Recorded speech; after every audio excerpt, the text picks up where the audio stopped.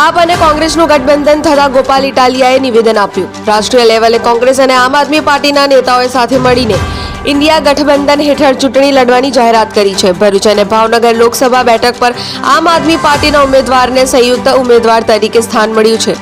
આ માટે હું કોંગ્રેસના નેતા અને પદાધિકારીઓનો આભાર માનું છું. આજે ખૂબ જ ખુશીના સમાચાર મળ્યા છે કે રાષ્ટ્રીય કક્ષાએ કોંગ્રેસ પાર્ટી અને આમ આદમી પાર્ટીના રાષ્ટ્રીય નેતાઓએ સાથે મળીને ખૂબ ઉદાર દિલથી, ખૂબ મોટા મનથી સાથે મળી નિર્ણય લઈ અને ઇન્ડિયા ગઠબંધન નીચે આવનારી લોકસભા ચૂંટણી લડવાનો નિર્ણય જાહેર કર્યો છે. આ નિર્ણય અંતર્ગત ગુજરાતમાં ભરૂચ લોકસભા અને ભાવનગર લોકસભામાં આમ આદમી પાર્ટીના ઉમેદવારને સંયુક્ત ઉમેદવાર તરીકે સ્થાન મળ્યું છે. એ બદલ હું કોંગ્રેસ પાર્ટીના સૌ કાર્યકર્તા, નેતા, પદાધિકારી સૌનો આભાર માનું છું. સૌને વિનંતી કરું છું કે હવે સાથે મળી અને તાનાશાહોને ભગાડવાનો અને હરાવવાનો સમય આવી ગયો છે. ગુજરાતમાંથી જ આપણે ભાજપને હરાવીએ અને એમાંય ભરૂચમાંથી જ આપણે ભાજપને હરાવીએ એ આખા દેશની અંદર એક નવા પ્રકારનો મેસેજ આપશે એવી મને વિશ્વાસ છે. ભરૂચ સીટની વાત કરીએ તો તેમાં કદાવર નેતા કોંગ્રેસના રહ્યા છે, તેમને તેમના ફેમિલી પર ટિકિટ માંગી છે. શું લાગે છે તમને નુકસાન થશે? ભરૂચમાં છેલ્લા ઘણા સમયથી કોંગ્રેસ પક્ષના કાર્યકર્તાઓ અને નેતાઓની એવી લાગણી હતી કે એમને આ ટિકિટ લડવાની તક મળે, ચૂંટણી લડવાની તક મળે. પરંતુ રાષ્ટ્રીય કક્ષાએ જ્યારે નિર્ણય લેવામાં આવતો હોય ત્યારે સ્વાભાવિક છે કે કાર્યકર્તાઓની ફરજ છે, જવાબદારી છે કે રાષ્ટ્રીય નેતૃત્વના નિર્ણયની સાથે ઊભા રહે. કેમ કે નિર્ણય જ્યારે લેવાયો છે ત્યારે માત્ર ભરૂચ, આખા દેશમાં માત્ર ભરૂચ સીટ પૂરતો નથી લેવાયો.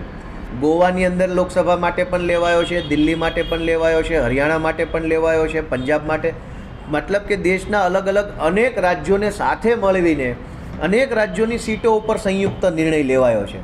તો જ્યારે ગુજરાતમાં એક સીટ કોંગ્રેસને ઓછી મળી તો બીજે ક્યાંક 2 સીટ વધારે મળી હશે.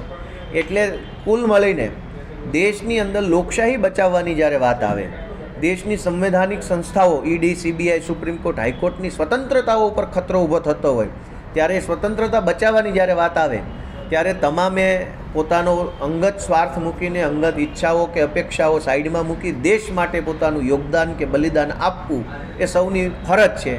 મને વિશ્વાસ છે કે આ ચૂંટણીમાં કોંગ્રેસ પક્ષના કાર્યકર્તાઓ અને આમ આદમી પક્ષના કાર્યકર્તાઓ દેશમાં લોકશાહી બચાવવા માટે અને તાનાશાહોને ભગાડવા માટે ખભે ખભો મિલાવી કામ કરશે અને ભાજપને ગુજરાતથી જ હરાવવાની શરૂઆત કરશે. ભાજપ સરકાર કહી રહી છે કે 400 જેટલા છે, દાવો કરી છે. કેટલું તમને લાગે છે દાવામાં મતલબ છે? ભાજપવાળા 400 સીટો લાવવાનો દાવો કરે છે. આમ તો ભાજપવાળાનો એવો પણ દાવો છે કે તેઓ વિશ્વની કહેવાતી સૌથી મોટી પાર્ટી છે, વિશ્વનું કહેવાતું સૌથી મોટું સંગઠન છે, નરેન્દ્ર મોદી વિશ્વગુરુ બની ગયા છે. મતલબ એમની બધી જ વસ્તુ વૈશ્વિક છે, એ લોકોની તમામ બાબતો વૈશ્વિક છે. હવે આટલી મોટી વૈશ્વિક પાર્ટીને વૈશ્વિક નેતા હોય તો દાવો 400 સીટોનો જ શું કામ કરો છો? 542 સીટોનો દાવો કરી દેવો જોઈએ અને દુનિયાના બીજા 2-5 દેશોની લોકસભાની સીટોનો દાવો ભેગો કરી દેવો જોઈએ. તમે તો વિશ્વ નેતા છો, વૈશ્વિક પાર્ટી છો. આફ્રિકાની 50 સીટો પર દાવો કરી દેવો જોઈએ કે અહીં હવે ભાજપ જીતશે. એટલે આવા જૂઠા દાવાઓ, જૂઠી વાર્તાઓ કરી દેશને લૂંટવાનું, દેશના વેપારીઓને દબાવવાનું, ખેડૂતો ઉપર ગોળીઓ ચલાવવાનું અને બેરોજગાર ઉપર લાઠી ચલાવવાનું કામ ભાજપની પાર્ટી કરે છે. લોકો જાગી ગયા છે. આજે જનતા જે છે એ ઇન્ડિયા સાથે છે અને ભાજપ ઇન્ડિયાની વિરુદ્ધમાં છે. અંતે સત્યનો એટલે કે ઇન્ડિયાનો વિજય થશે. આપણું ભારત જીતશે, ભારતના લોકો જીતશે. પ્રશાંત પટેલ, AB48 ન્યૂઝ, બારડોલી.